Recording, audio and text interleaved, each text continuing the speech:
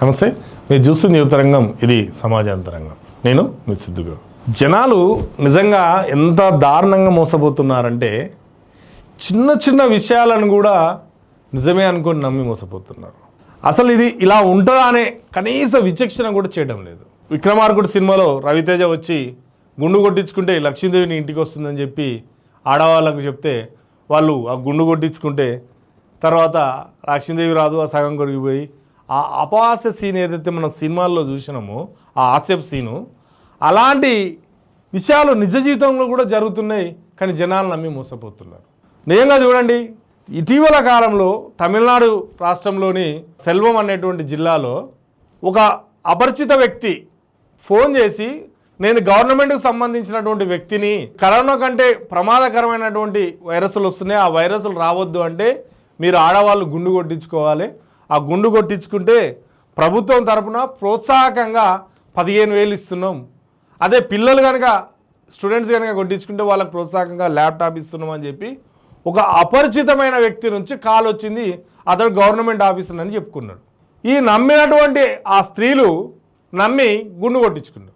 గుండు కొట్టించుకున్న తర్వాత ఇదే విషయం పక్క వాళ్ళకి చెప్తున్నప్పుడు కొందరు కొట్టించుకోవడానికి సిద్ధపడ్డారు కూడా. ఈ నేపథ్యంలో కొట్టించుకున్న ఇటువంటి ఇద్దరు మహిళలు ఆ వచ్చిన కాల్ చేసినటువంటి వ్యక్తికి ఫోన్ చేస్తే ఫోన్ స్విచ్ ఆఫ్ వస్తుంది. అప్పుడు వాళ్ళు లబో దిబో అంటూ వాళ్ళు కంప్లైంట్ చేయడం జరిగింది.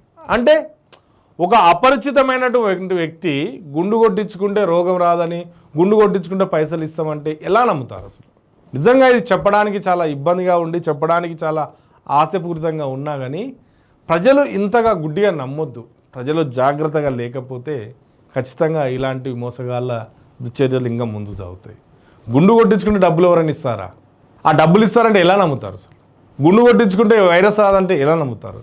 అసలు కొట్టించుకోవాలంటే ఎవడు చెప్తాడు, ఎందుకు చెప్తాడు? అది మన ప్రభుత్వం ఎందుకు చెప్తుంది? ప్రభుత్వంలో ఉన్నటువంటి ఒక ఉద్యోగం వచ్చి గుండు కొట్టించుకో అని చెప్తాడా? కాబట్టి ఇలా ఏ విషయం పడితే ఆ విషయాన్ని నమ్మకండి.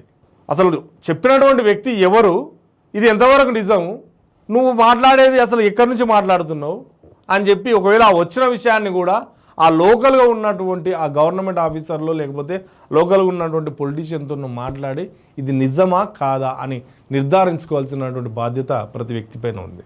ఆ నిజాన్ని నిర్ధారించుకోలేనప్పుడు అనర్థం ఎదురవుతుంది. ఆ నిజం అనేది నీకు నిర్ధారించుకోలేనప్పుడు నువ్వు మోసపూరితమైనటువంటి వ్యక్తుల వలలో పడి మోసపోతూనే ఉంటావు. కాబట్టి ఇప్పటికైనా ప్రపంచంలో ఉన్న ఎవరైనా కాస్త జాగ్రత్తగా ఉండండి. చెప్పిన ప్రతి మాటను నమ్మకండి. అది నిజమా కాదా అని ఆలోచించండి. ఆ నిజాన్ని ఆలోచించే స్థాయి ఉన్నప్పుడే మోసపోరు, లేదంటే ఎప్పుడు మోసపోవడమే వంతవుతుంది. కాబట్టి అందరూ జాగ్రత్తగా ఉండండి. అపరిచిత వ్యక్తులు, అపరిచిత కాల్స్ తోటి ఖచ్చితంగా జాగ్రత్తగా ఉండండి. వచ్చిన కాల్ ఎక్కడి నుండి వచ్చింది, అసలు ఇతను ఎవరు, ఇది ఎందుకు చెప్తున్నాడు, ఇలాంటి అసలు నిజంగా ఉంటుందా, ఇలా ఆలోచించి నిర్ణయాలు తీసుకోండి. ఇది ఈరోజు టాపిక్. నమస్తే.